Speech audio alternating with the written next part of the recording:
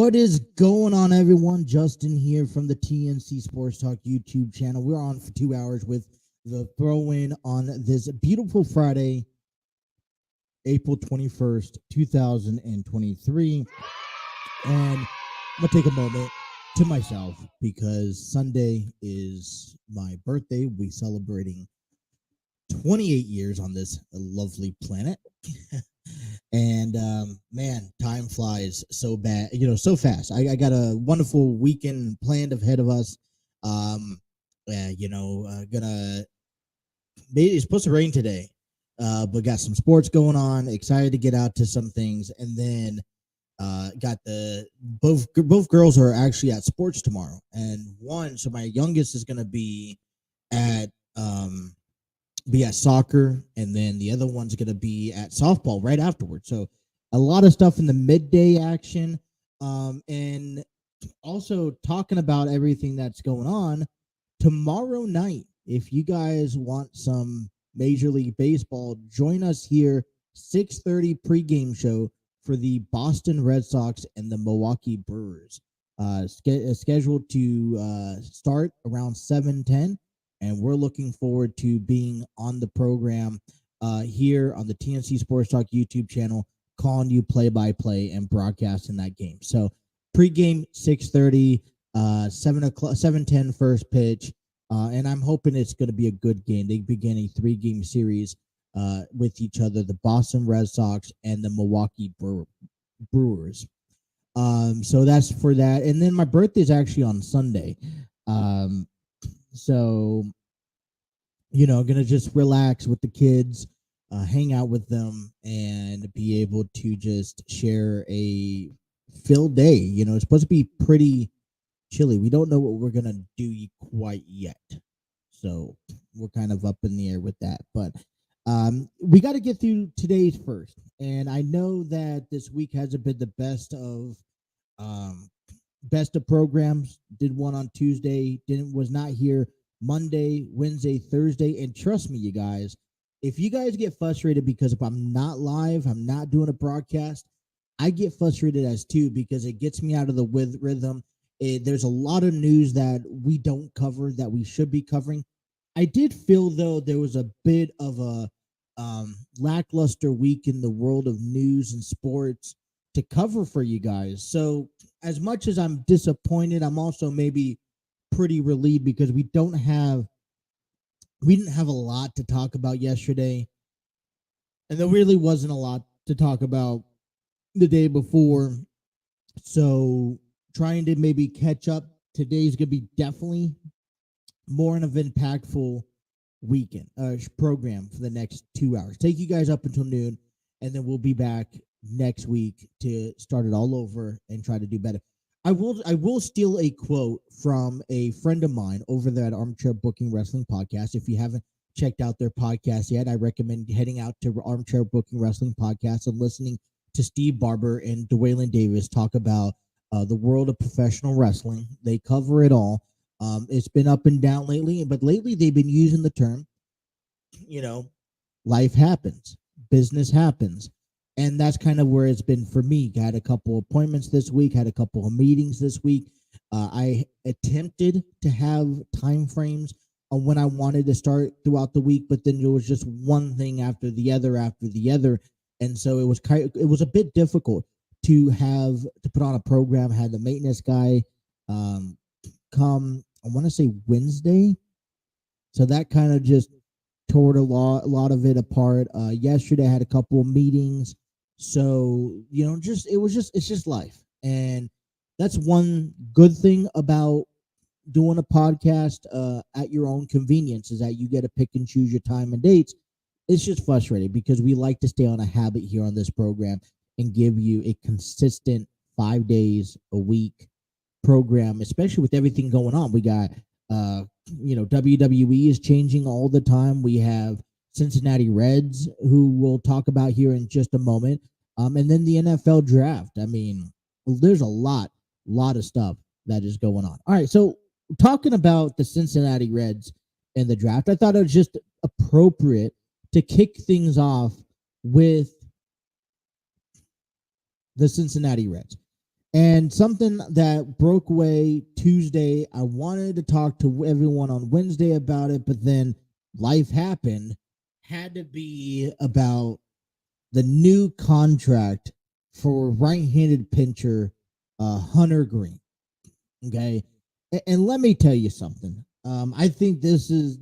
I think came to me as a shock to see Hunter Greene, to see the Cincinnati Reds willing to extend a contract with Hunter Greene, okay, for the longevity time that he, this is, I believe, if I'm not mistaken, okay, and I may very well be mistaken, but if I'm not mistaken, this is the first contract for the existing team that takes place after 2023. There's no other contracts that, I think Joey Votto's done this year, with his contract. There's no other contracts for this current ball club that is extended past 2023, which is a huge news. And so, as you see on the screen here, largest pre-arbitration contract the Reds have had given on one of their players. Okay, this is really exciting news because it does a lot of things, I think, for this organization.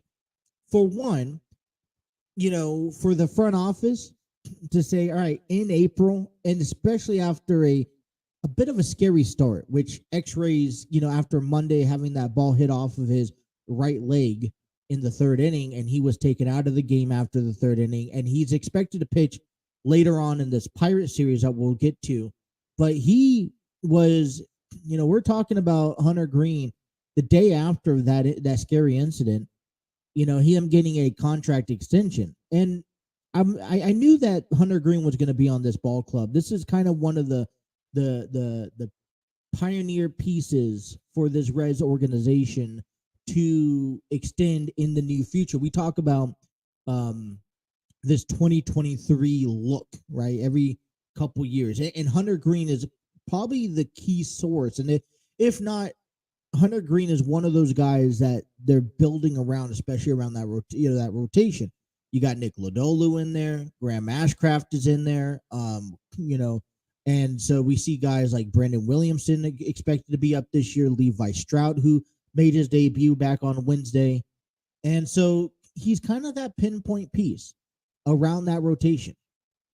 And then there's guys like Jonathan India out there on the field, who then the Reds could build around defensively and offensively, right? Tyler Stevenson. So in a realistic look, this is a good step in the right direction. And I was sitting here, I was thinking about this last couple of days. I was like, man, there is so much stuff that's already happened for the Cincinnati Reds. Now, we're not sitting here talking about, oh man, they're going to go on to win the National League Central. This is a team that's going to win the World Series this year. They're like some other teams.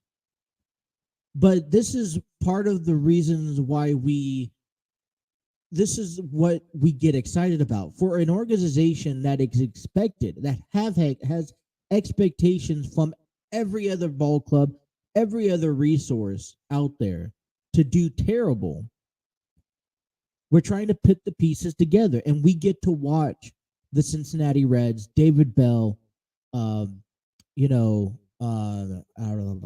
Kroll, and the Castellinis, and God forbid I said his name, said the family's name here in April, but we are looking to put the pieces together.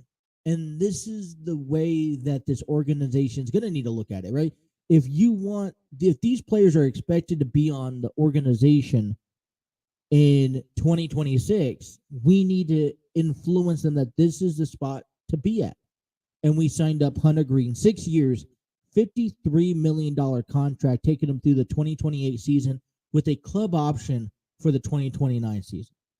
And before we really get more into this, let's go ahead and break this down. All right, this is how that contract breaks down here. If you guys are watching us on YouTube, Twitter, Facebook, whatever. So this year, it starts immediately, where this year he's going to collect $1 million. Next year is going to triple in $3 million. In 2025, he'll collect $6 million. 2026, he'll collect $8 million. 2027, he'll collect $15 million. In 28, he'll collect $16 million. And if the club option in 2029, he could collect $21 million, or the club could buy him out or buy out for $2 million. Say, all right, here's your $2 million. Good luck. And, I think this does a little bit for everybody in the sense of motivation. As a fan, there's a motivation. I see it. I see, all right, this is the first big, legit deal that I see, and I'm actually excited to see what comes up. I also am legit, and I'm also excited about for the fact and the idea that for the next, this year, next year, 25, 26, 27, 28, 29, that's 7 years, 6, 7 years, that the Cincinnati Reds have a relief guy that I think, he hasn't even touched his max potential yet. He's still growing, and he's still very new into this organization. And to be able to grow for the next 6 years, I see if you put him around, if you build your rotation around him, then I think you're going to have a solid rotation for the next 6 years. And so I think that this is a really good deal. I really like this deal. And I think this also, as a fan, you see of it, if you're a ball player on the Reds, if you are with if you're Jonathan India, if you're Nick Lodolo, if you're Graham Ashcraft, if you're Tyler Stevenson, this is what could be as long as the Reds continue to move down this path. This is what it could be. We can see, and I'm hoping that down the road, we will get a chance to see further contract signings, right? Further contract extensions, such as Lodolo, which I think he could be locked up 5 years. Graham Ashcraft is again. You also got, Jonathan India out there, maybe Jake Fraley. We see Tyler Stevenson definitely. I want to see locked up for the duration of this run, especially now. Here's also the other thing I think I realize is that there's also now a table, right? We're expected between the next 6 years that Hunter Greene is going to be on the ball club, that we get something done and we don't waste this contract. So really big news coming out of Cincinnati this week. It kind of also it kind of also distracted a lot of people because the Reds haven't won since Monday. They've lost 2 or 3 against Tampa Bay, expected, right? But then they also fell short last night, 4-3 against the Pittsburgh Pirates here, as we'll talk about last night's game and get you guys ready for the weekend. Well, what does this mean down the road? Yes, there are contracts and opportunity, but there's also other excitements. We saw Levi Stroud, who got the call up back on Wednesday to give Hunter Greene an extra day. We saw Luke Weaver make his 2023 debut. Hunter Greene is expected to be back Sunday. We'll talk about that. I don't really quite recommend it, but we'll see, especially depending how this series goes against the Pirates over the weekend. But, also other things. We know that Brandon Williamson's working down there. We also found out that Christian Encarnacion Strand's back, is starting to get healthy. Ellie Dela Cruz just joined the AAA ball club after coming back off the IL. So this contract for Hunter Greene indicates, with everything else that's tumbling in, is that we're seeing the progression. We're seeing the thrive down in the minors come up. And right now, win or losing, we're seeing the developmental part, which is exciting. And hopefully in 2-3 years from now, we can start talking about, all right, everything being put into place and the Reds start following through. So that is just to kick off our program. What do we have in store for you guys today? Well, we're going to talk about the Reds and Pirates, get you guys ready for the series, get you guys ready for the National League Central and the standings and all that still to come. We'll get you an update on the NBA and NHL playoffs as well. And we'll also talk about a little bit about NFL as we are now 6 days away from the NFL draft, which is next Thursday. So we want to look at, starting to look at the top 10s, starting to look at our predictions on who we like favored in what slot and who really needs desperate for quarterbacks this year, because they're very limited. And, as an organization that doesn't perform well last season, do you jump onto a quarterback or do you build your team before getting a quarterback? That's a conversation that we have to have. We also have WWE SmackDown tonight, as a couple of title matches are up for grabs, as Xavier Woods takes on Gunther for the Intercontinental Championship, as well as Raquel Rodriguez and Liv Morgan defending their women's tag team titles against Chelsea Green and Sonya Deville. That's all tonight on SmackDown ahead of the WWE draft, which is also a week from today in 6 days. So busy program on a Friday morning, wherever you guys are listening from. So if you guys are watching us on YouTube, thank you. Hit that like, share, subscribe button. Facebook, Twitter, hit that like button, share it with a friend. Let them know we're live for the next 2 hours. Everyone hop on over to our YouTube page to leave comments, get involved into the chats. I want to hear from you. How do you guys feel about this Hunter Greene's deal? Let me know. We'll talk about that on our program today. Also, if you guys are listening to us on audio platforms, you guys are downloading us on all major audio platforms, Spotify, Apple Podcasts, Google Podcasts, iHeartRadio. We thank you. Appreciate you making our program a listening show. Take it on the road with you wherever you go, at work, at home, in the car. Don't miss a single episode. All right, so let's step away and take a time out, and we'll come back and continue the program. Thank you guys for tuning into the Throw-In here on the TNC Sports Talk YouTube channel.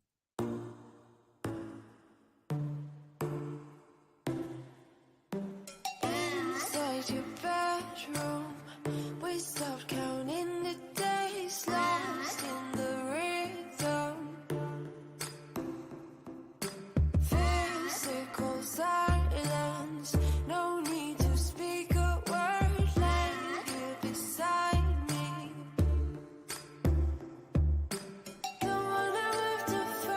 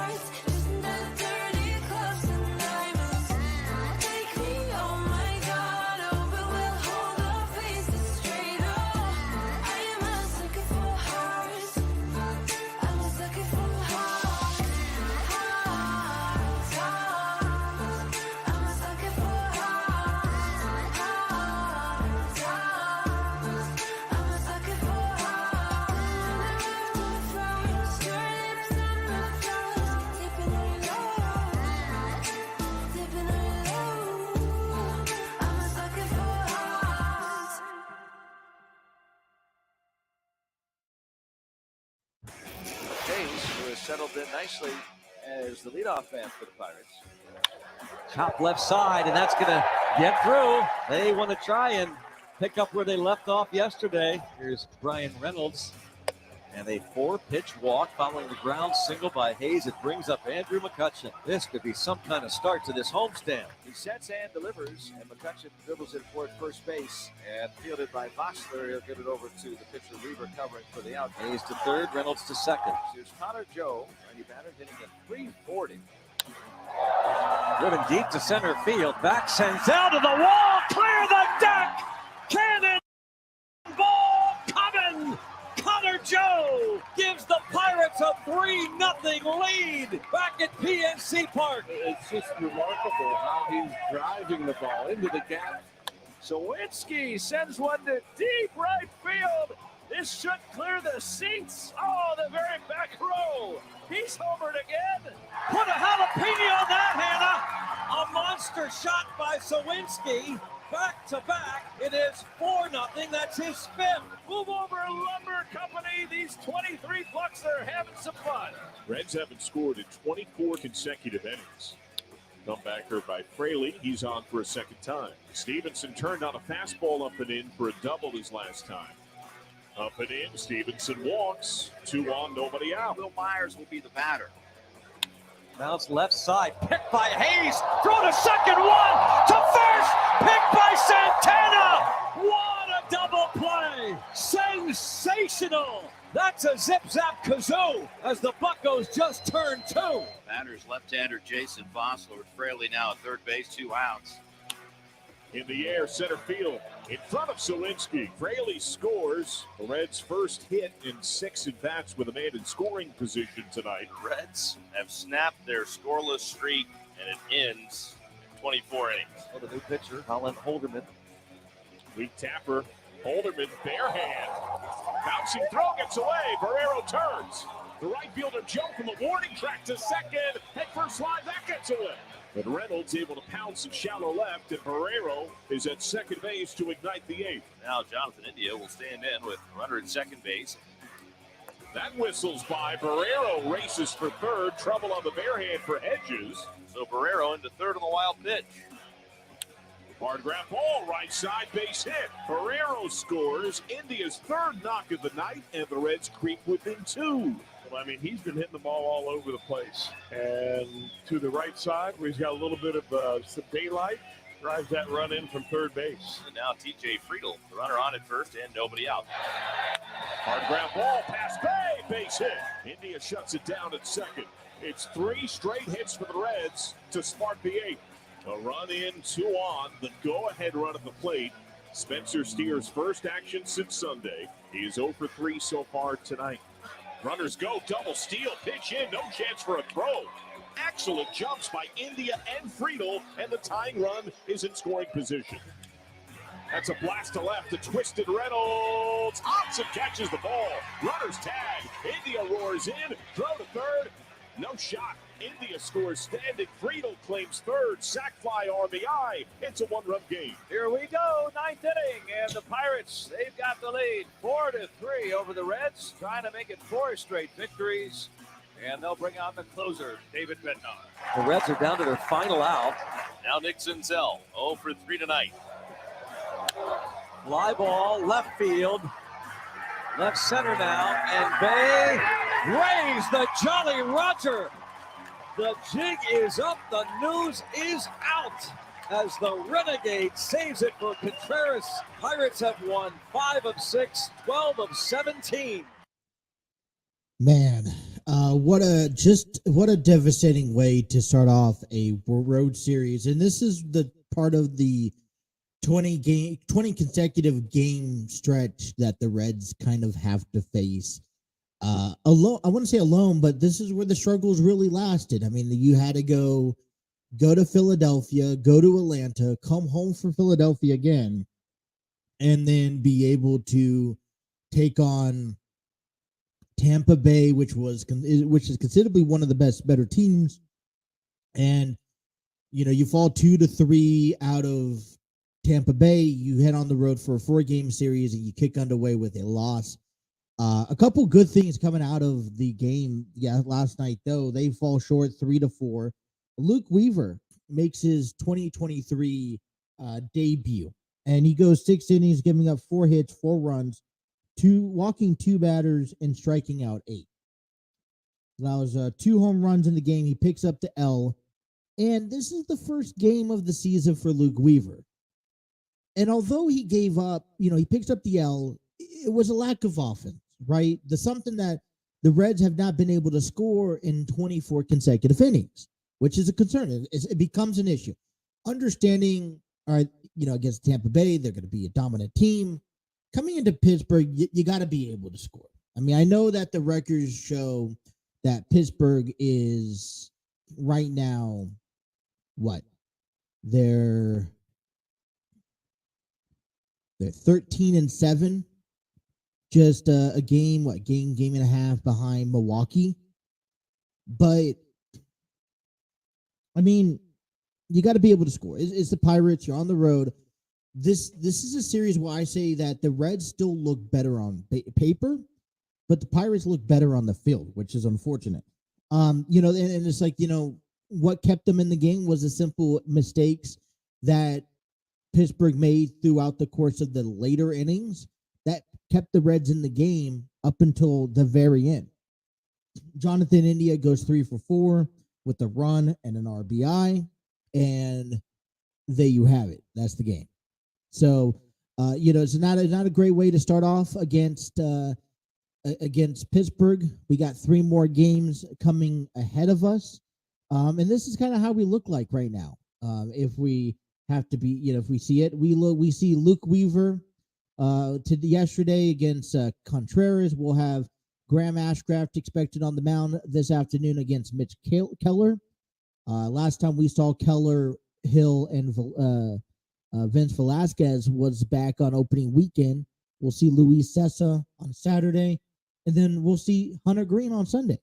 So at the end, this is the projecting rotation that was expected to start opening day.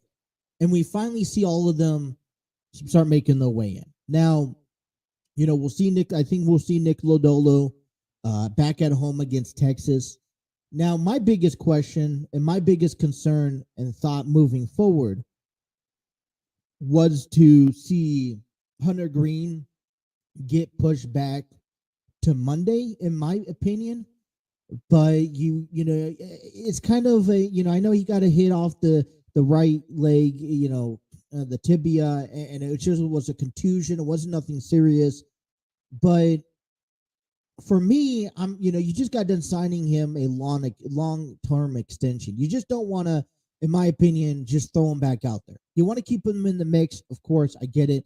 But I would have just gave him one extra day, start fresh back at home next Monday against the Rangers, and just maybe conclude a bullpen day. You think about this, you'll have 3 games before you have a day off, and then I think you head on the road to the West Coast. So this is going to be an interesting series. You're already down 0-1 against the Pirates. This is they're playing really well baseball in the month of April. So Graham Ashcraft has his work for him. Come out, and I think that Ashcraft, Cessa, Greene, they could all pitch tremendously. It's going to be up to the offense. And one thing that I will say and give credit to that I really enjoyed watching over the last week alone, and especially against teams like the Phillies and the Rays, who are been more prone to working into the bullpen. Our bullpen has been quite solid for the last couple of series, and it continued in last night. All the runs provided was given by Luke Weaver, so hopefully that continues. And I mean, now we just need our starting rotation to in our offense to pick it up a little bit, right? I mean, it's always going to be. I think this season is always going to be a back and forth battle with how everything is, and it's either going to be our bullpen struggling, our offense struggling. I would like if all 3 categories could get on the same page at the same time, then I'd be pretty excited. Taking a look at for the weekend at what we see here. Expected yesterday, the Cubs fall short to the Dodgers 6-2. Although Cody Bellinger went the long ball in the game, hitting a home run. Being said, they carry over into today. Coming up here at 2:20 Eastern Time, the Dodgers and the Cubs will get underway. Then we'll have the Reds and the Pirates at 6:35. Then a little later on, it will be Boston and Milwaukee, which, by the way, as I mentioned to you guys at the beginning of the program, head on over to our YouTube page tomorrow at 6:30 pregame show for the Boston Red Sox and Milwaukee Brewers Saturday Night Baseball. And we'll finish things off today with the St. Louis Cardinals and the Seattle Mariners at 10 o'clock.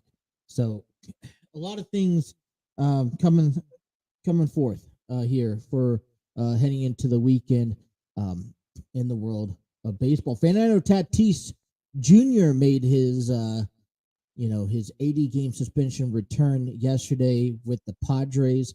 He's also taken a new role as a right fielder instead of playing shortstop, and so it's gonna be mixed emotion, and not mixed emotion. It's gonna be some heckling going on as the season progresses, as Tatis returns and makes his way around the ball, around ballparks. They went on to win 7-5, so that's another team that is looking to get on the right track as well. That's the Padres, for example, are one of those teams that are looking to get on the right track, but they're kind of they're kind of meeting eye to eye with the Cincinnati Reds in similar cases. Bullpen's not working well.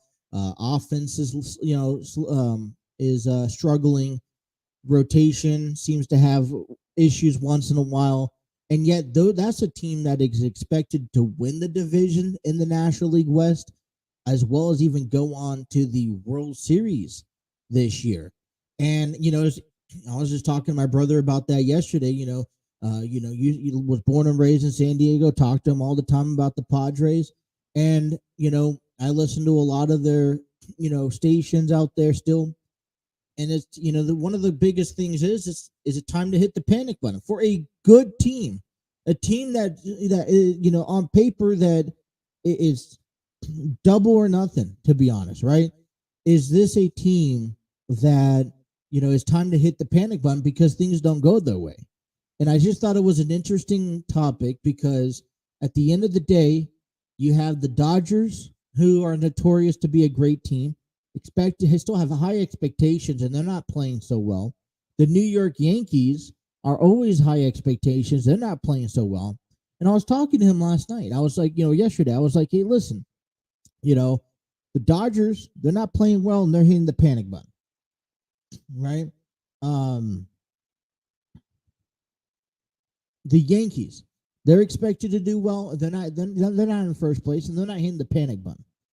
The Houston Astros are not hitting the panic button, and they're getting off to a slow start.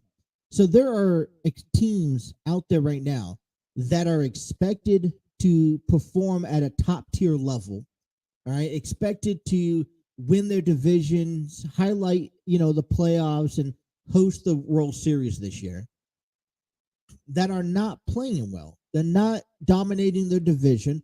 They're not, a lot of them are dead last in the middle of the mix, and yet they're not hitting the panic button. And it's like it's not a sprint, it's a marathon, right? It's 162 games, and we play until September, and anything can happen in baseball. We're seeing Texas right now lead the AL West, and when was the last time that you clearly saw the Rangers contend for April or for September? I mean, we're already only April 21st, and there are teams that are going berserk. This is also what's so fun about Major League Baseball. And if you're a baseball fan, you would understand and you agree with me. This is why we enjoy this sport, is because throughout the course of the season, we're seeing the possibilities of teams that ideally don't make sense in the playoffs.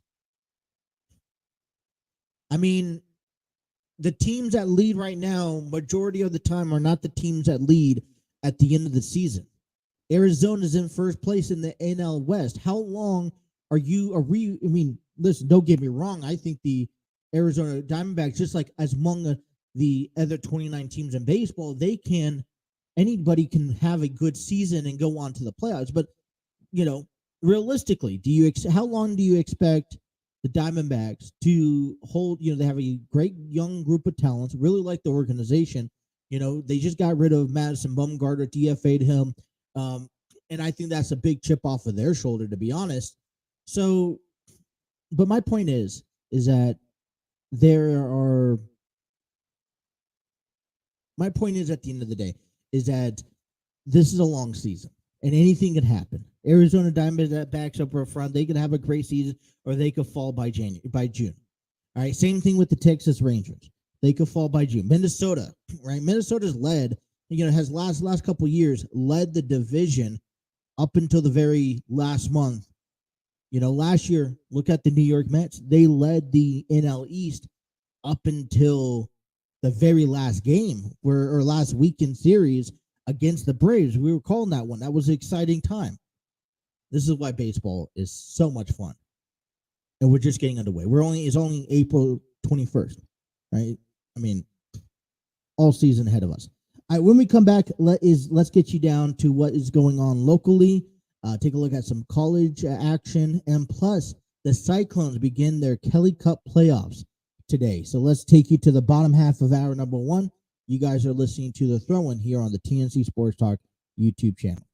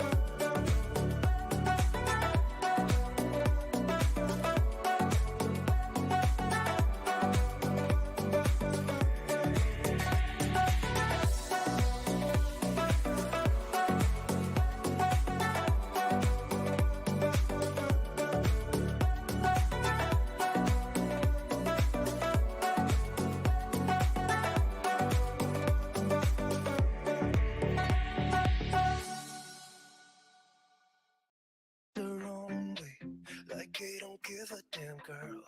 And my God, she owns it. So many heartbreaks, goes back to 2014. And I think that she knows. If you've seen her, I know that you would believe it. Cause I know that you'd want her to. Yeah, I do. Everyone's taking their shot, but missing out on the cut. I think she knows that. She drives them crazy when she's looking like that. The way she's moving makes her want it so bad. Gets the attention that we wish that we had. Yeah, it's almost cruel, cause I want her to.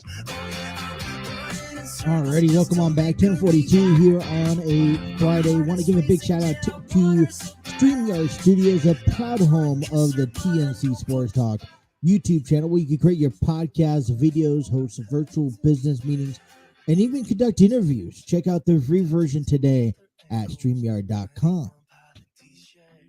Also, buy Epidemic Sound. Discover your world-class artists, composers, and bands. Find the perfect soundtrack and give your social media accounts the music they deserve. Epidemic Sound is a royalty-free music. Link for more information. Check out epidemicsound.com.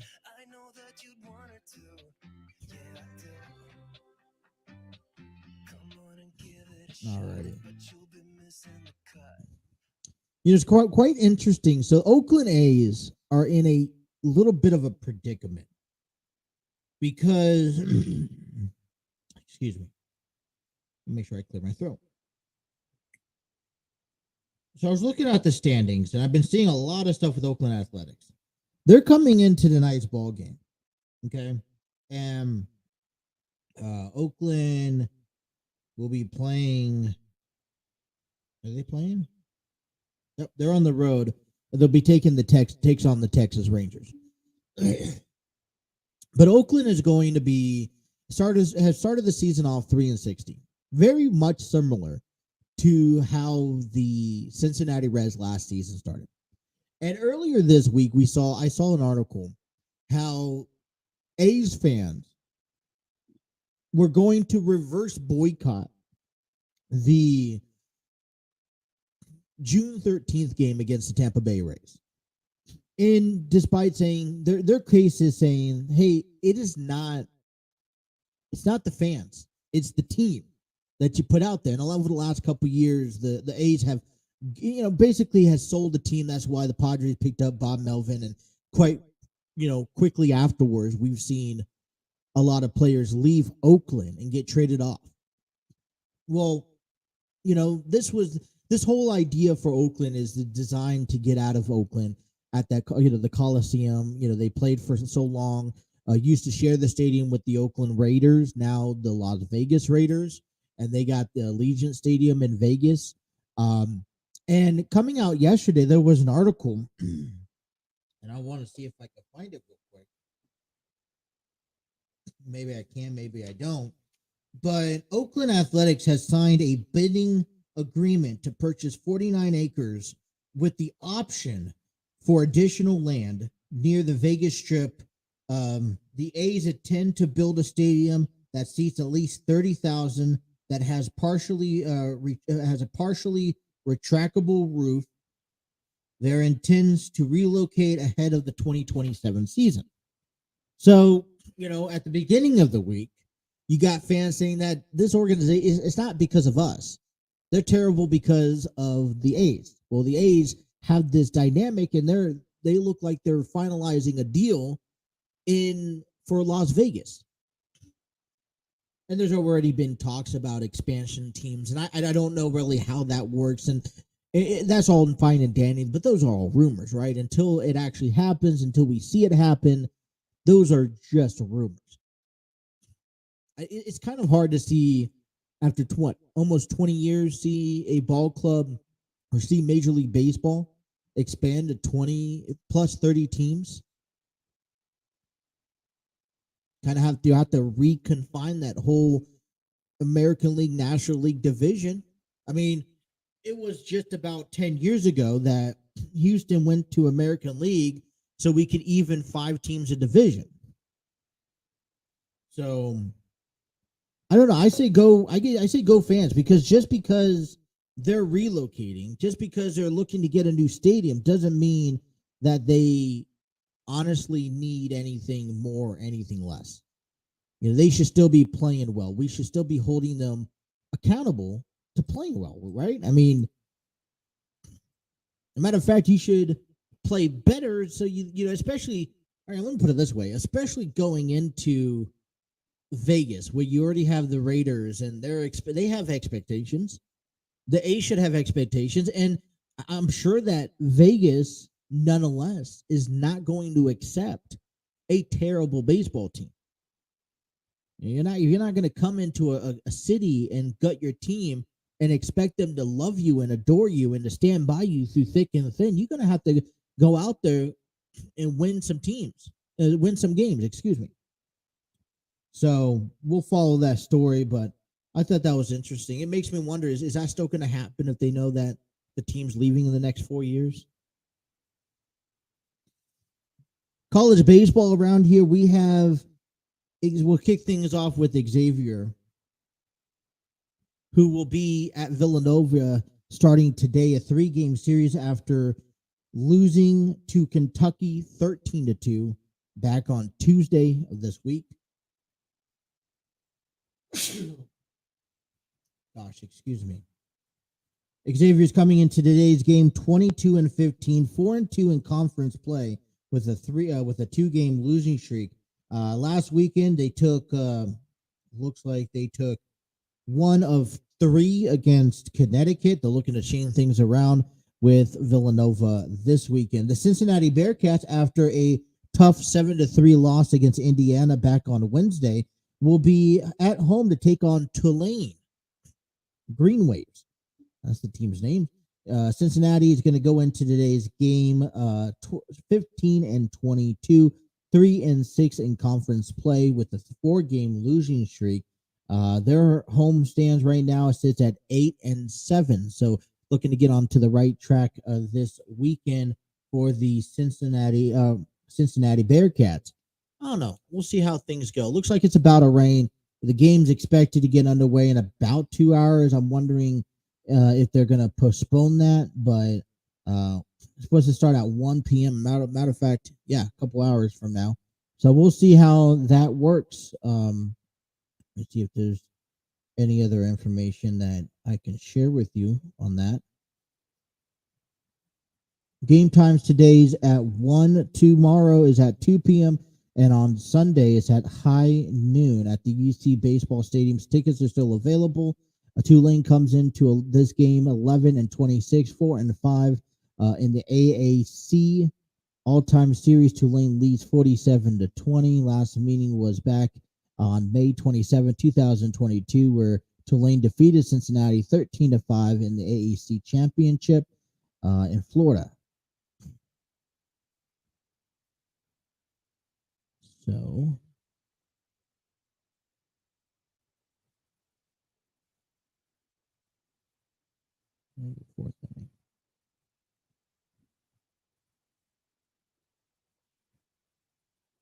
all right, that's all we have for that. So, ECHL playoffs, Kelly Cup playoffs begin today, and for the Cincinnati Cyclones as they get ready to take on the Komets. In game 1 and game 2 will be tonight and tomorrow. Both nights puck drops at 7:30. Tickets, I'm assuming, are still available, but if you guys are in the area looking for some hockey, something fun and exciting to root against and talk about, check out the ECHL playoffs, Kelly Cup playoffs tonight, tomorrow in Cincinnati in this weekend series. All right, let's kind of change into a little bit different subjects here at the bottom half of hour number 1. We'll start off with the Cincinnati Bearcats.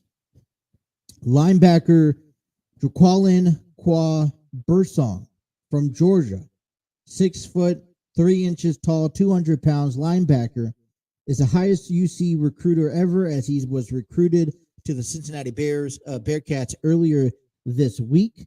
Other major options of ball clubs he could have joined was Arkansas, Michigan, Miami Gators, Central Florida, but he chose Cincinnati, which is a relief, expecting that we need some top, tier, exciting, ready to go players. But as well as we could talk about exciting news, there also are some devastating news. And we just found out earlier this week that UC quarterback Ben Bryant has entered the transfer portal, and he's looking at his other options. There are two quarterbacks right now contending for that number one spot, and he's looking to see what other options are out there. Now, Bryant has mentioned that Cincinnati isn't officially off the table quite yet, but if there's another option available that's more enlightening, then he's going to definitely consider taking it. Last season, he threw for 2,732 yards, 61.2% completion rate, 213 for 348, 201 touchdowns, 7 interceptions. And it's a kind of a bummer. I think there is so much that goes into college sports, whether it's basketball, whether it's football, or even playoffs, and especially entering that transfer portal. Now, I mean, I say, listen, if you can play your way into a top tier team, then absolutely. I mean, listen, we're excited about getting Cullen from Georgia, as a linebacker. I mean, I think that's going to help our defense out tremendously. But to see a top team, both quarterbacks are going into their senior year, and it's, you don't want to see them leave. I mean, I don't want to see them leave personally, but at the same time, you don't want to hold them back from their career, especially how these NFL drafts go. As a late, you want to make your best candidate as much as possible. So we want to wish Ben Bryant the best of luck. Hey, listen, nothing happens. You come on back and still earn a spot and win a spot as a starting quarterback here. Cincinnati Bengals, on the other hand, partners now with Skyline Chili, and this was something that came out earlier this week. I just got to talk about it. I've had my fair share of Skyline and Gold Star, and I've always thought that Skyline was the proud chili for the Bengals, right? But it's been official. They're moving from Gold Star Chili to Skyline Chili, and I'm gonna throw it out there. I think it's the home of Cincinnati. I mean, maybe the market brand is much more. They put more into marketing Skyline Chili across the region, but Skyline Chili has officially been picked up by the Cincinnati Bengals for this season, and I think this is quite some good deal. Now, I've been asked, which one's my favorite. Like I said, I've had my fair share of Gold Star and Skyline. I'm gonna personally, I think, choose Skyline. I think the problem I have is that when I get hungry for this, either Skyline or Gold Star chili, I think it upsets my stomach, right? I get that craving, and so after I have one portion, I want to have it for breakfast, lunch, and dinner for like 2 nights, and then I just get sick to my stomach to the point where I don't want to see it for like the next 6 months. That's just kind of how, for someone who loves pasta and definitely loves this type of pasta, it's kind of a bit different for me. Other news coming out for the Cincinnati Bengals: Joe Mixon pleads not guilty and had a bond of $10,000 set Wednesday in Hamilton County. Mixon, 26-year-old, charged with a single count of aggravated menacing. Police said he pointed a gun at a woman during a road rage incident back in January, and the Bengals are basically asking Joe Mixon to take a pay cut. 2020 Bengals Mixon, 4 years, $48 million contract. That's what he has signed. 2022 season, he ran for 814 yards with 7 touchdowns. Duke Tobin's asking Mixon, to either take a pay cut or he could potentially be released from the organization. So this is going to mean, listen, I think if a pay cut's been asked from Joe Mixon, regardless, I mean, the Bengals are going to ask is going to take a huge risk trying to keep him. If you're up to me, I release.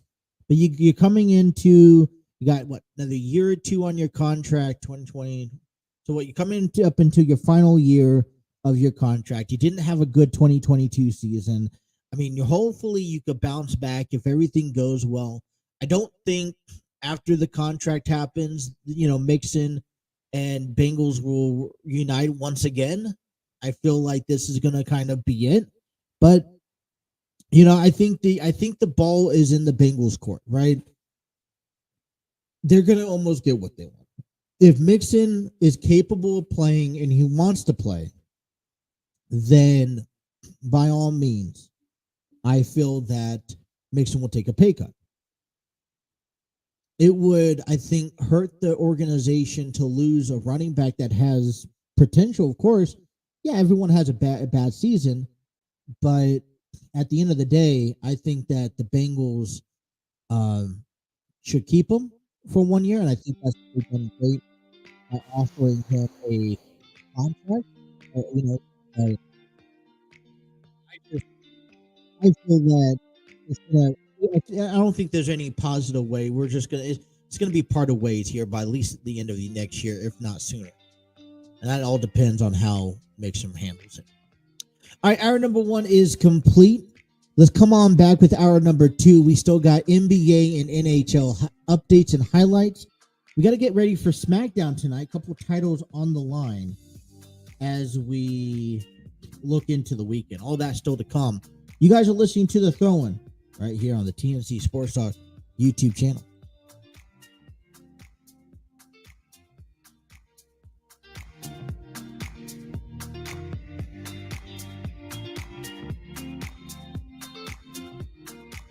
About to leave, already packing. Come with me, I'm not really asking. We'll get away to a place where we don't know. About to see the world in action, what we can be, life with no distractions. We'll get away, this is what we waited for. Take my hand, we'll make it somehow. We can't miss out. I'm done living life with the lights out. Die with my own doubts. Be free with me. Let's go, let's be free with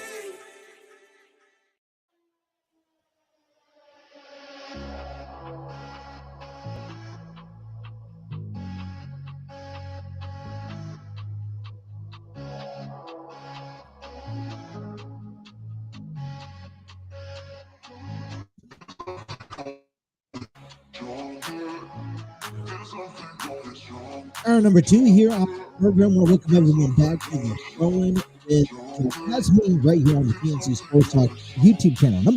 Hour number 2 is given to you thanks to Spreaker from iHeartRadio. Spreaker, upload your podcast and be able to see your analytics and get monetized. All through that, distribute your podcast through all major platforms such as iHeartRadio, Apple Podcasts, Google Podcasts, and much more. Check out their options today at Spreaker.com.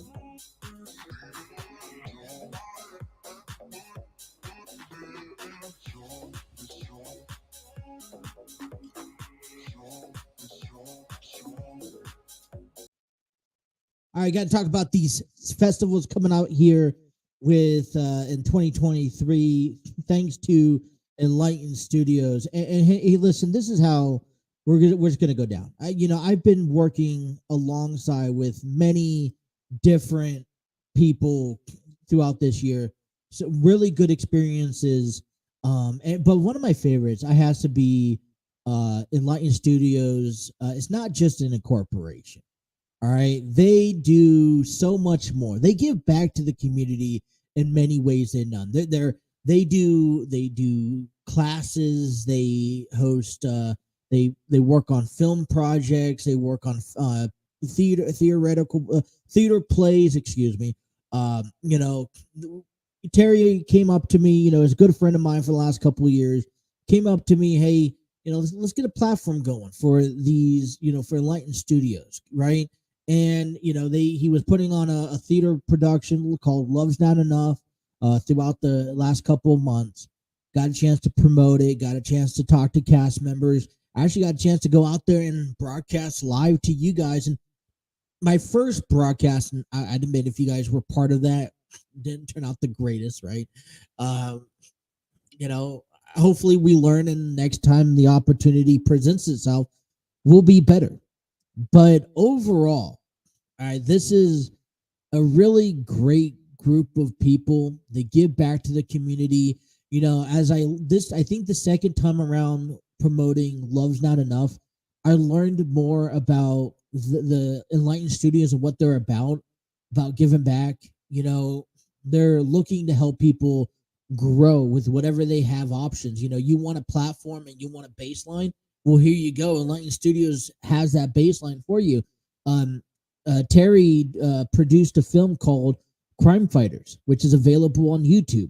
Well, he cast the members, but he went down to the UC film classes and said, "Hey, listen, I know you need credits, you need project to work on. Help me produce and film this movie, Crime Fighters." And, looking at some of the cast members from the theater play over the past few months, from people who have never performed, never been in theater, production before, to people who are, looking to grow further. So they give back. And one of the ways they give back to the community is these Cincinnati festivals that they have coming up. And they volunteer. And they look for anyone who wants to volunteer.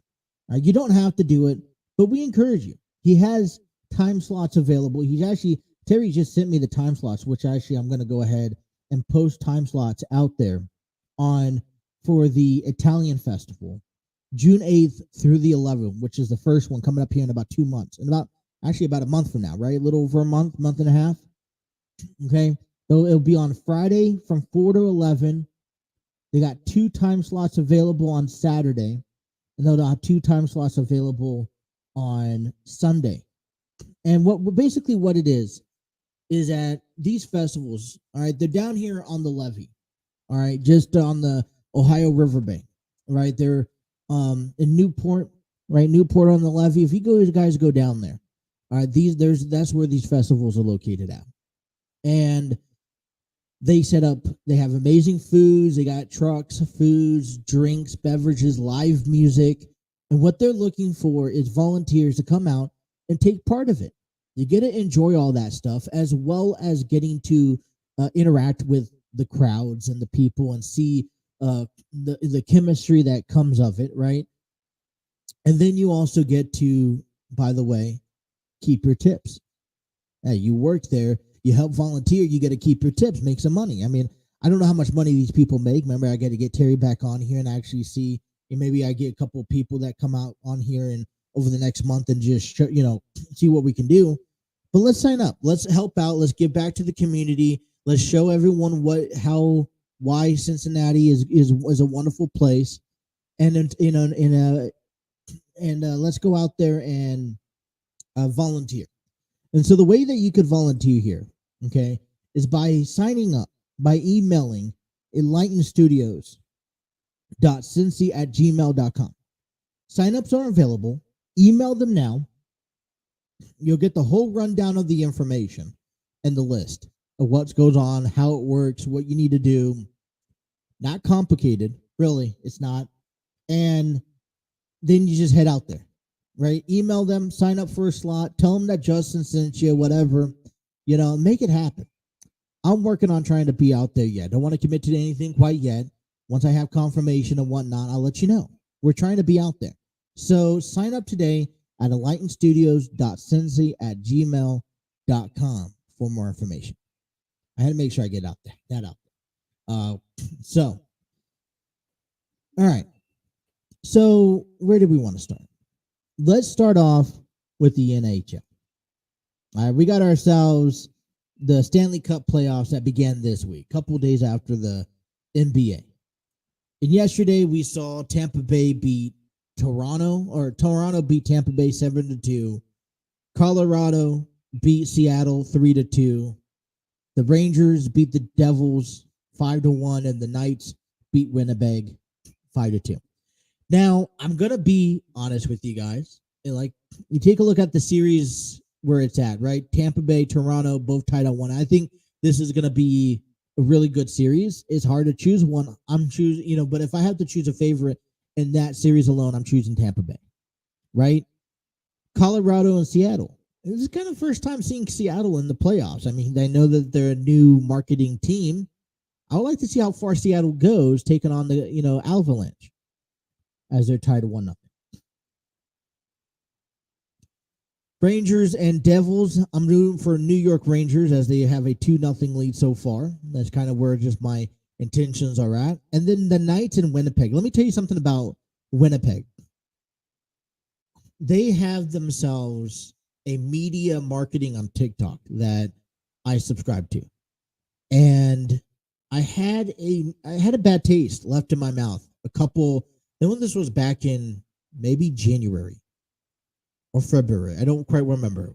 But back at the beginning of the year, I had a little bad taste in my mouth because I was I'm trying to learn about hockey.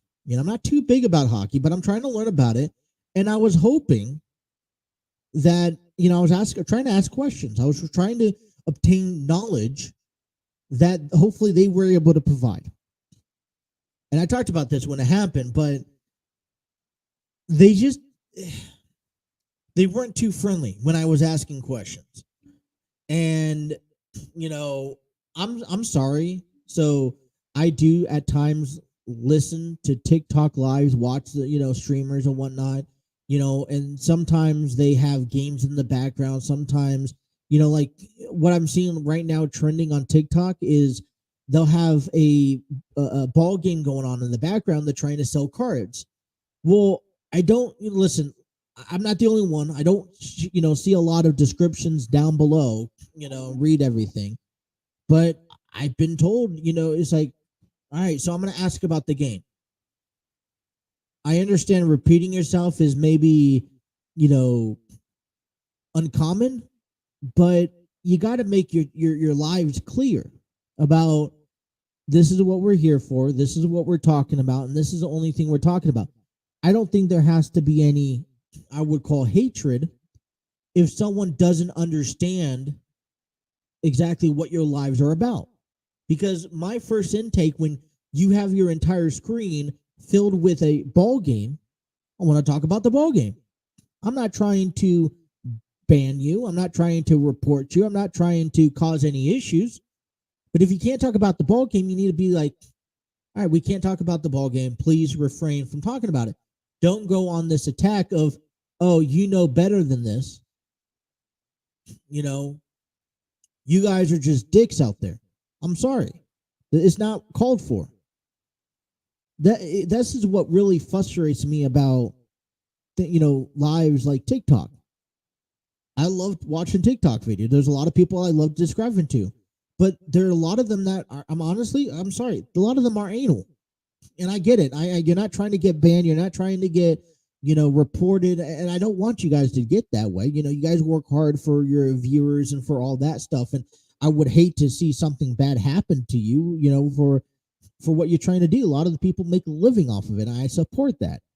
But at the same time, you guys have to have some discretion of explanations instead of just going off on people left and right and left immediately. Maybe a lot of times they're not educated, not aware exactly what the content's about. So I had a bad taste in my mouth with Winnipeg on their media.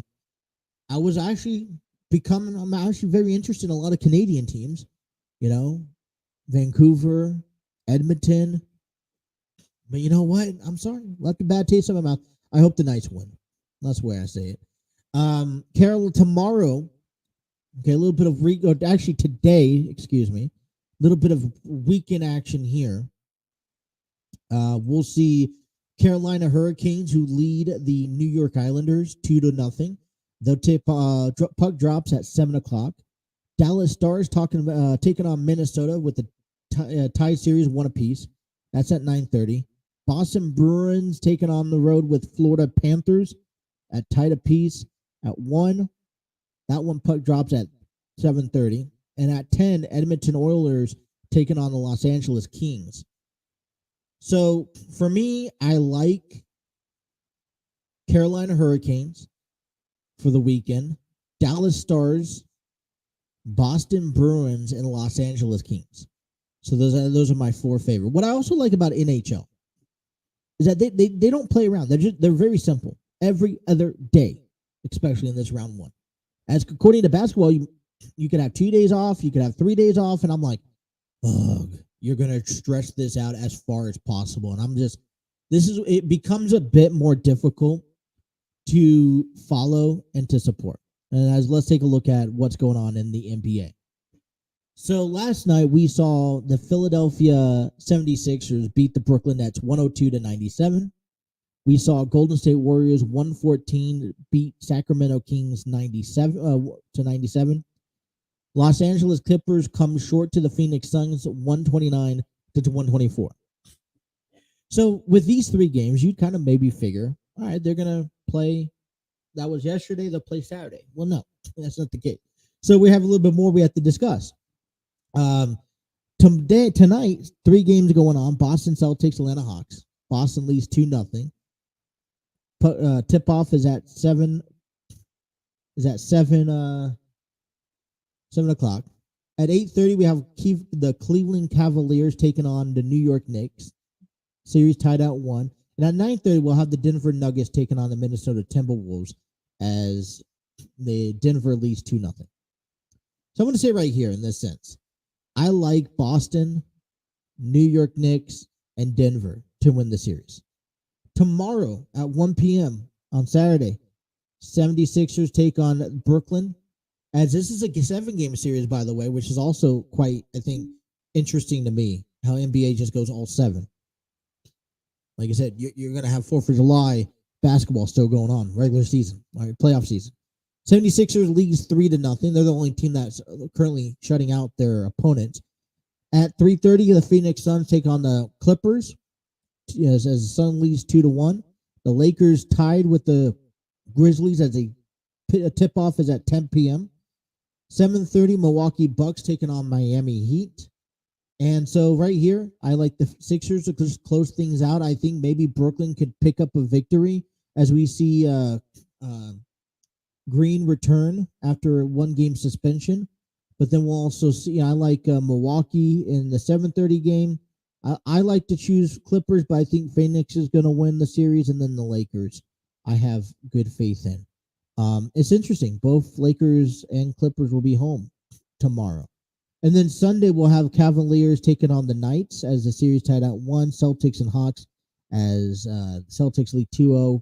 Kings and Warriors as Kings lead 2-1, and then the Nuggets and Timberwolves as Denver leads 2-0. So that's how your NBA playoff is kind of running through. A bit different, I guess I would say, among my cup of tea. So let's take a break. Come on back. Let's take a look at the NFL draft and a couple of big stories as Josh Allen looks to make a new approach moving forward as at the quarterback position, as well as we will see San Francisco having some issues. And a little bit more about the story of the Jalen Hurts signing the new contract, a new look at what this could mean for future quarterbacks. All that still to come. Hour number 2 here on the TNC Sports Talk YouTube channel.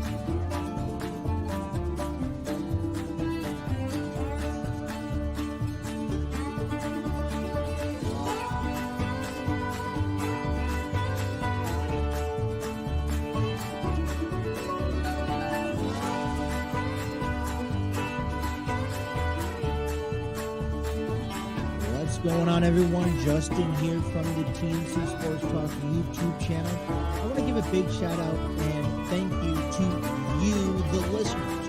That's right. Without you guys, none of this is possible. I would also like to take the time and invite you out to our merchandise page, thanks to T Public. Our merchandise page is where you can find all of our brandings from the Throne, which is currently active weekly, to the TNC Sports Talk official brands, to either the prior shows that was part of the TNC Sports Talk Foundation. Within all the brandings, you can select T-shirts in both men and female sizes, apparel such as hoodies, kids onesies, kids T-shirts, phone cases, notebooks, coffee mugs. They have a vast majority. This is why I love T-Public. And right now, if you spend $80 or more, you get free shipping. And so we want to invite you out to our merchandise page by heading on over to tpublic.com/user/TNC-sports-talk, or even using the QR code up in the right-hand corner. We want to thank you guys again, the listeners, for supporting us, and we hope to see you guys out wearing our merchandise.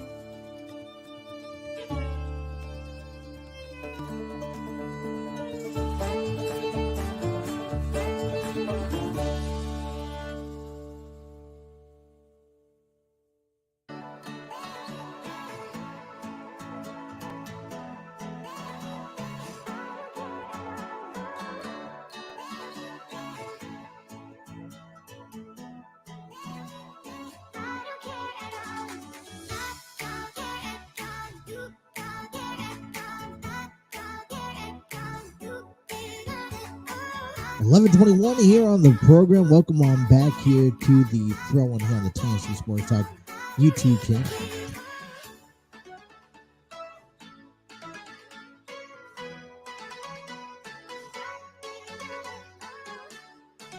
Alrighty, the NFL draft here is just in about 6 days away, a week away before we see what goes on and what's going to be taking place. And I think it's going to be, there's a couple of interesting points to be made. But before we get to the NFL draft, we got to talk about Josh Allen with the Buffalo Bills. Now, last week, or actually, matter of fact, earlier this week, we saw the announcement of DeMar Hamlin returning, which was very exciting. And I was pleased by this notion. I mean, I wish him the best of luck. He says, apparently, according to reports, he is fully clear to return to football activities. Now, he's expected to hopefully one day make a return in the game. I still don't know how long his future is going to be.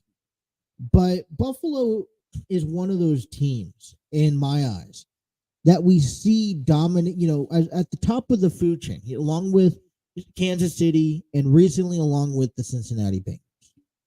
And, the Bengals right now, with another year, hopefully, coming up this year, and we'll have a lot of talk about this offseason with that.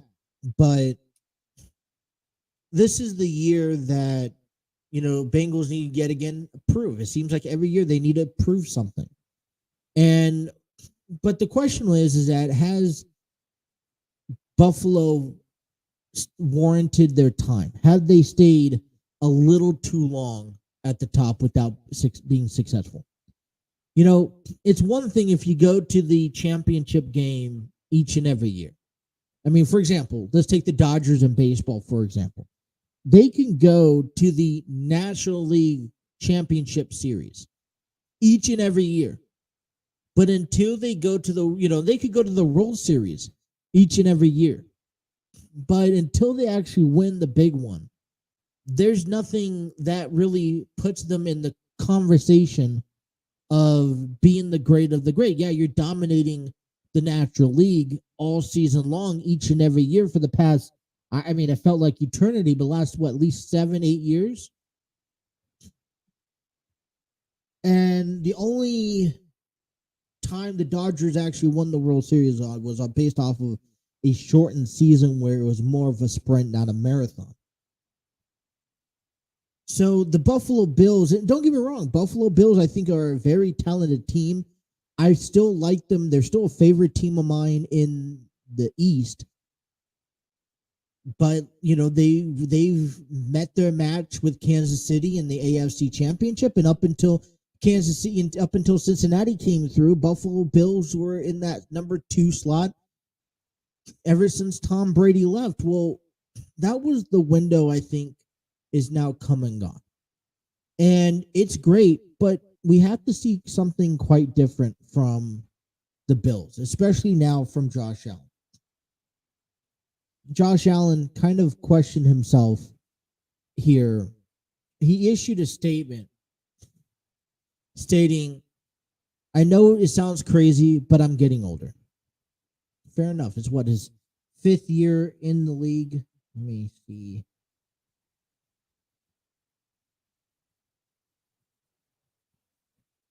Buffalo Bills quarterback Josh Allen says he needs to alter his playing style and moving forward.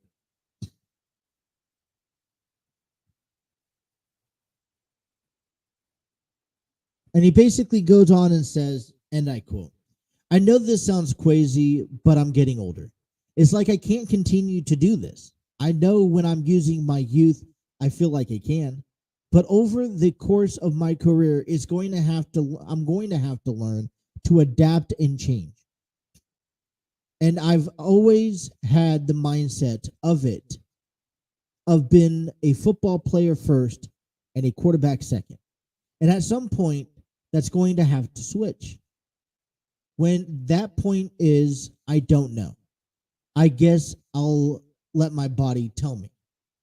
Now, Josh Allen is one of those quarterbacks, right, who sits there and he has himself a good, he's a good quarterback. But one of my problems with Josh Allen is that he always is willing to put his body out there each and every game, which is a good thing. But we've seen quarterbacks who have sustained,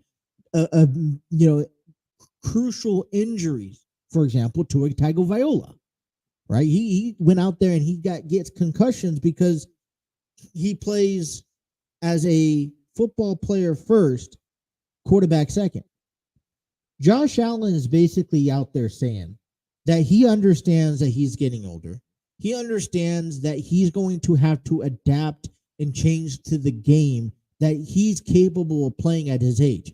And maybe that's not as versatile, all right, being able to move outside the box, being able to take the chance and running for it, and getting hit during every single, session. He's going to have to stay in the pocket. He's going to have to utilize his receivers and running backs more. He's going to have to rely on his offensive line a little bit more. And, I appreciate that he comes to the acknowledgement of it, right? This past season, in 5 seasons, Josh Allen has played in 77 games, 2,566 attempts to 1,604 completions. That's a 62.5% completion rate. 18,387 yards, 138 touchdowns, 60 interceptions, 151 sacks, 549 rushing to 3,087 yards of rushing. That's an average of 5.65 average per rushing yards. 38 touchdowns. My thing is I think the window is starting to run out of Josh Allen. Everyone a year ago was up there saying that Josh Allen was one of these quarterbacks that, all right, he can play, he can move, he is one of the best, but until you win it, you're not there yet. And what we've seen over the last 2 years and what the abilities that Josh Allen has had to show with, at his age, we haven't seen the Bills make it back to the AFC Championship in 2 years. So what changes does the Bills have to make? And how much of that change is Josh Allen? If Josh Allen is, though, willing to make an effort and adjust his gameplay, then I'm assuming that the Buffalo Bills are willing to do so as well. I think right now there's 2 things on the table for Buffalo that the Bills are going to have to look at coming into this season. The time is ticking to get Josh Allen a Super Bowl ring. Now, I know he's a young quarterback. He's only spent 5 seasons in the NFL. But see, these comes in stages. You have so much success that bring you up, and it keeps you there for a while, and you start dropping down. The last 2 years, last year you got knocked out by the Bengals, who is this young and upcoming team, and 2 years ago, you got knocked out by the Kansas City Chiefs, who have always been the team to knock you out. So I guess the question is moving forward, how does the Bills change? And if they can change, can they get to the top of that food chain? Right? Can they find a way to beat the Bills or the Bengals and find a way to beat Patrick Mahomes and the Chiefs? This is going to make and turn out to be another very interesting draft season for the AFC, because Josh Allen is, Bills are looking to get over the hump that, and get over and beat the teams like the Bengals and the Chiefs. The Bengals look to finally surpass the Patriots and go on to win a Super Bowl. And as long as Patrick Mahomes is healthy, I have no doubt that the Chiefs will also walk back into the playoffs.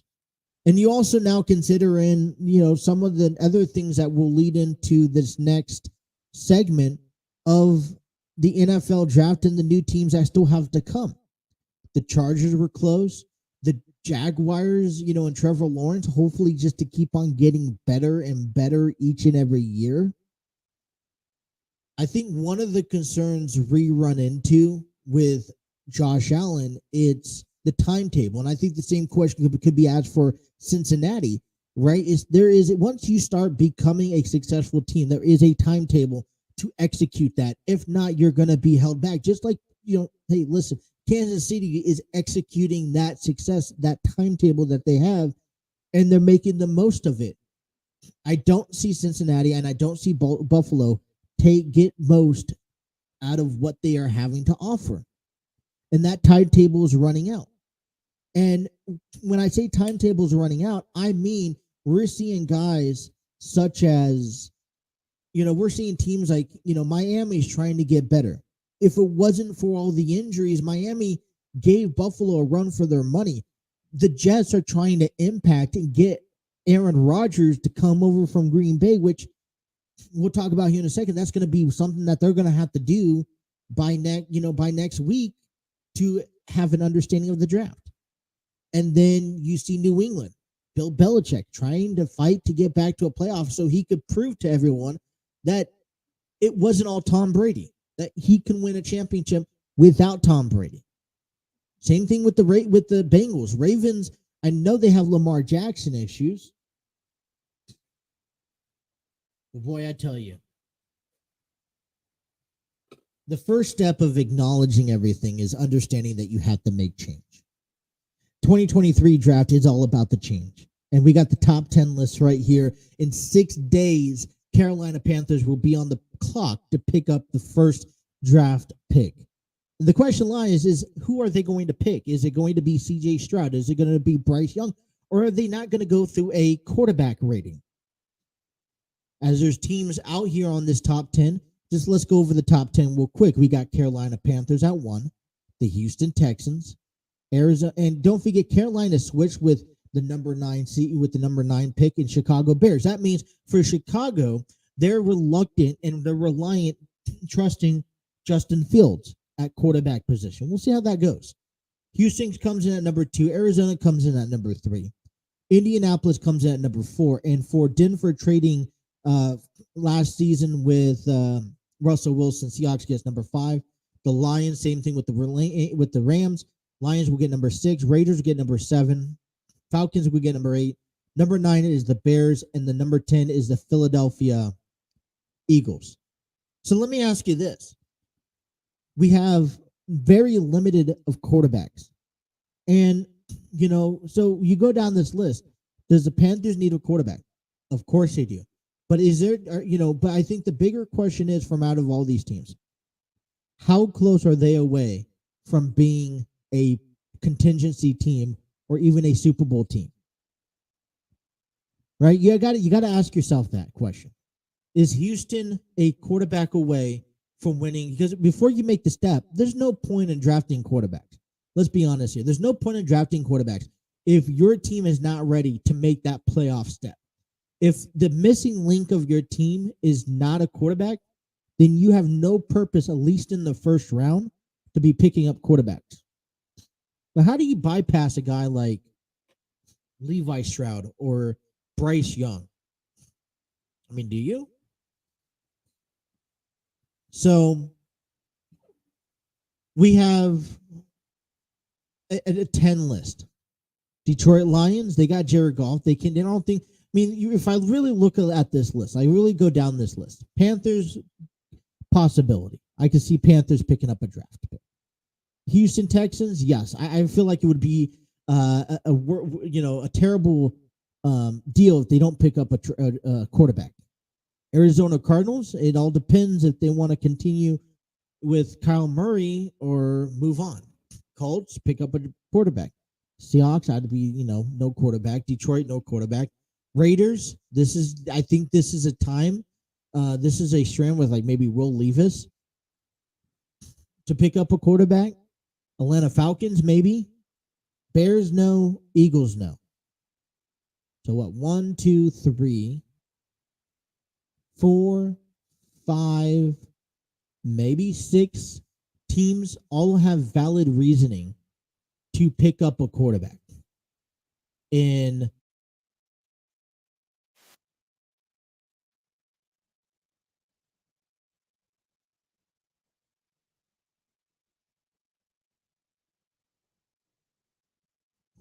apparently I got something on my app.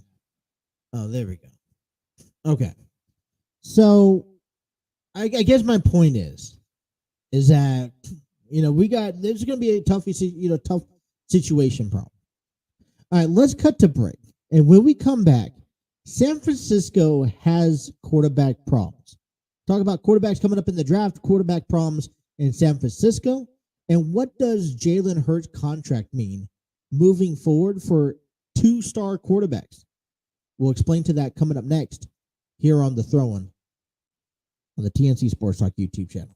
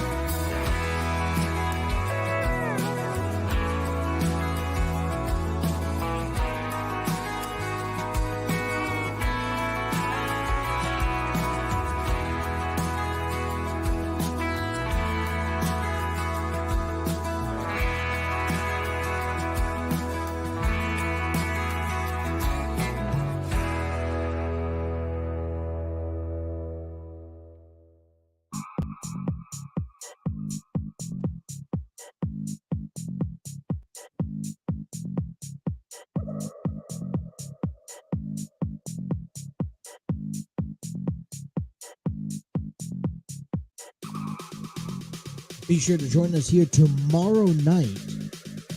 Pre-game show starts at 6:30 for the Boston Red Sox and Milwaukee. Game 2 of a 3-game series beginning tonight. We'll be broadcasting live here tomorrow night. Boss ass. Live coverage on the TNC Sports Talk starts at 6:30. Make sure you hit your notification buttons for more information. All righty.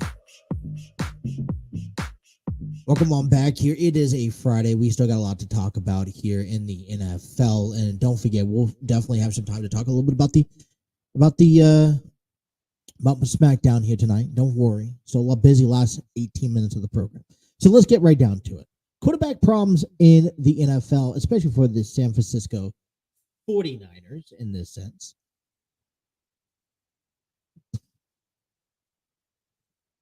And you would think last year, I thought San Francisco had problems with quarterback issues. And one of the big decisions that the 49ers had to prepare and ask themselves and decide was what was the future for their quarterback, right? A lot of times there's two types of scenarios that you can play towards if you're a team. One, you could pick up a long-term quarterback, guys like Joe Burrow, Jalen Hurts, Patrick Mahomes, and build the team around them. There's other quarterbacks where you don't feel comfortable touching them with the 10-foot pole until you have the rest of the team built up already. So two type of quarterbacks or situations you look into. Last year, the 49ers decided to go with Trey Lance. And I really was against it because I like Jimmy Garoppolo the better. And it all worked out best for me in the sense that I didn't wish that Trey Lance got hurt, but he got hurt within the first month. Jimmy Garoppolo held the fort down, but then he got hurt. So we know that Garoppolo's out. We know that the quarterback scenario for San Francisco is going to go down to Trey Lance or to even Brock Purdy, who really made himself a name last season, being that third-string rookie that no one talked about, no one expected anything from him, and he went down to, went to the playoffs and held his own quite well before he got hurt. But see, he went under the knife this offseason and had elbow surgery. And now there's a possibility that Brock Purdy is not going to be able to play the 2023 season, which is a massive blow because now the 49ers are relying on Trey Lance to stay healthy throughout the season moving forward. Trey Lance, though, 49ers seem to even have some questions about Trey Lance and his longevity of staying healthy himself. So what does San Francisco intend to do during the draft? Well, there's not many quarterbacks available, and if they can stumble across a quarterback, I think it'd be impressive. But do you decide to go around that draft pick and say, all right, listen, we're going to go ahead and just sit there and, draft who we want to draft and then find a backup free agent quarterback. So I don't know how San Francisco is going to be this season. It doesn't, injuries piled up on the Rams last year. People are excited about Seattle Seahawks. I'm not going to bet any pennies worth for Arizona in conversations. So San Francisco may get very lucky in this scenario of that besides maybe Seattle and possibly Los Angeles, they can still hold the NL West. But you're taking a risk on Trey Lance being still that guy that we went for last season. The other question is the quarterback status for other quarterbacks around the league that is looking to get a payday from the NFL. But Jalen Hurts seems to cap that, acceptance. Now, when we first talked about Jalen Hurts getting this massive contract extension, I believe for 6 years, $255 million. Like, wow. But this puts a market value understanding of other quarterbacks that are looking or seeking to get paid, especially if they're good quarterbacks, such as guys like Joe Burrow. We talked heavily about Joe Burrow. I wouldn't be doubtful that he would be asking for at least that much, if not more. And I don't think that the Bengals wouldn't have a problem signing him. But I don't know, when you start talking about $300 million for a contract extension, I think that's a little expensive. I wouldn't put it past me that the Bengals can't afford it. But when you afford a contract like that, especially on a limitation, you got to fill 50 other men. I don't know if you're going to be able to extend contracts out for everyone else.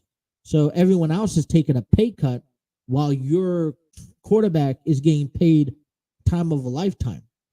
And you know what? Joe Burrow, if Jalen Hurts got a contract extension of that amount, Joe Burrow deserves a contract well over $250 million. But what happens with the quarterbacks such as Lamar Jackson, who recently turned down an offer for, I think, about $300 million at one point?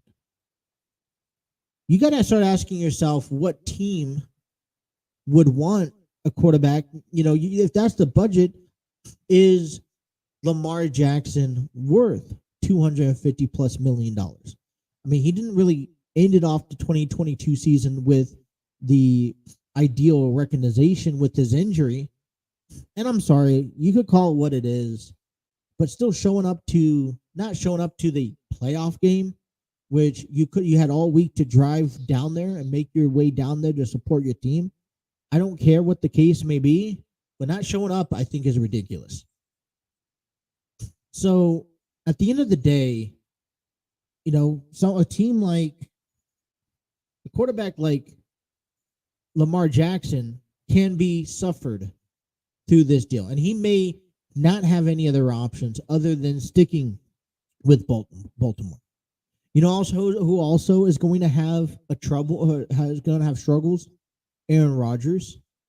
Now, I'm pretty confident that both the Jets, the Packers, and Rodgers have to come up with a deal before the beginning of the draft, because the Jets have to understand where they're at on this draft poll and if they have a quarterback of the future. And so for me, I feel like if this deal doesn't get done by next week, then Aaron Rodgers most likely ain't going over to New York and playing for the Jets. I just don't see it being possible because of that. But maybe this re-sparks interest in Aaron Rodgers, who I think is better than Jalen Hurts. Should he get paid more than $250 million? So the other thing is, coming out of San Francisco and the trades, there was already kind of some low-key conversations and rumors about potential trades that the 49ers could give up for Trey Lance. And all of them came out of Minnesota. And a couple of them, I'm just going to relay and see. Let me know which ones sound interesting. Vikings get Trey Lance and this year's third-round pick for the 49ers, who gets Kirk Cousins and next year's second-round pick.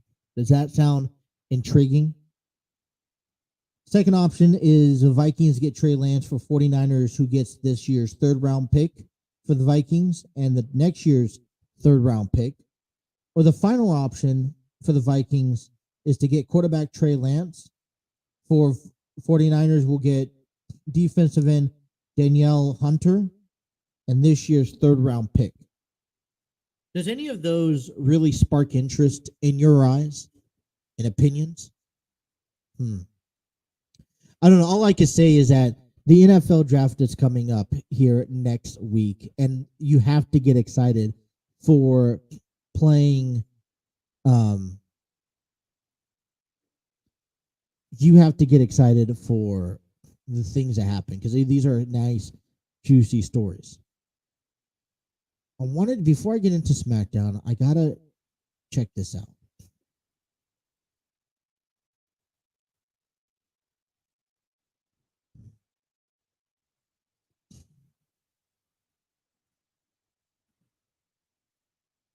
I was just gonna check something because I saw it.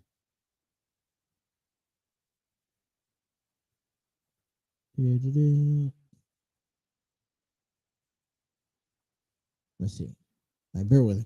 All right, SmackDown is tonight at 8 p.m. on Fox. A couple of title matches are scheduled to take place. We see the Intercontinental Championship match be defended by Gunther, taking on, and his challenger will be Xavier Woods.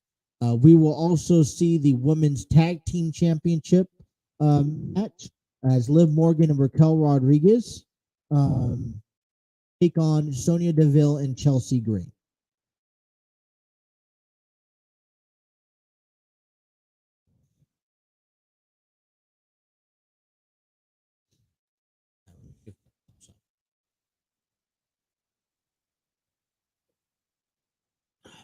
If and when that pops up, right?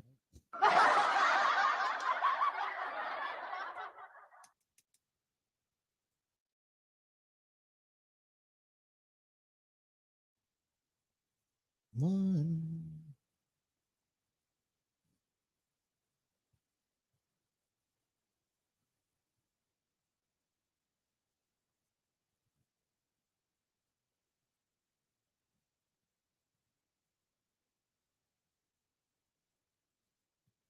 Here we go. This was an article just given out about 5 minutes. I saw this on Sports Center here just a moment ago. This is coming from The Athletic. Lions Jamison Williams among 5 players suspended by NFL for gambling policy violations. All right, 5 players here. 4 Lion players and 1 Commander player has been suspended by NFL for violating the NFL's policy on sports betting. The league announced Friday. Here's what you need to know. Receiver Quintez Cephas and defensive back C.J. Moore has been suspended indefinitely by the league for betting on the NFL games. The Lions released them shortly after the NFL's announcement. Receivers Jamison Williams and Stanley Berryhill received 6-game suspensions for betting on non-NFL games from the NFL facility. Commanders defensive end Shaka Toney was also suspended indefinitely for the betting on NFL games. Both Berryhill and Williams can participate in off-season and preseason activities leading up to their suspensions, which will begin on the final roster cut down date. As a result of an NFL investigation, it came to our attention that a few of our players had violated the league's gambling policy, said Detroit Lions Executive Vice President and General Manager Brad Holmes. These players exhibited a decision-making that is not consistent with their organization's values and violates league's rules.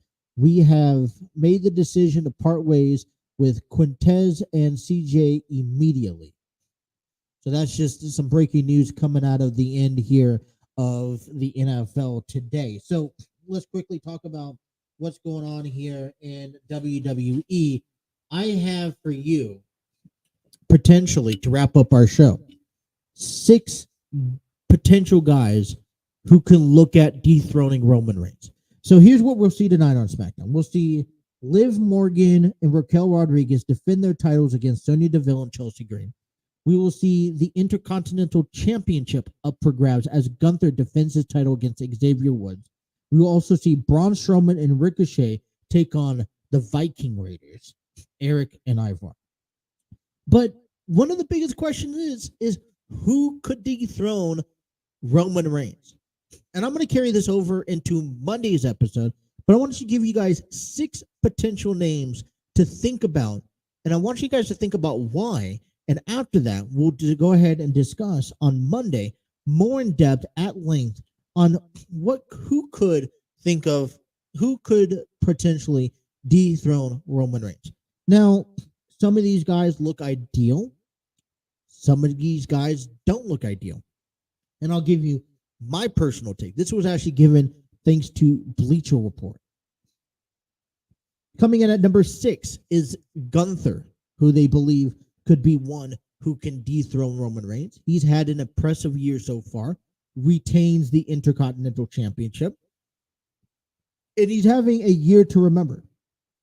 Seth freaking Rollins. Now, I've seen Roman Reigns and Seth Rollins before. Not really quite up to speed with wanting to Seth Rollins back in that picture range. I think it needs to move on.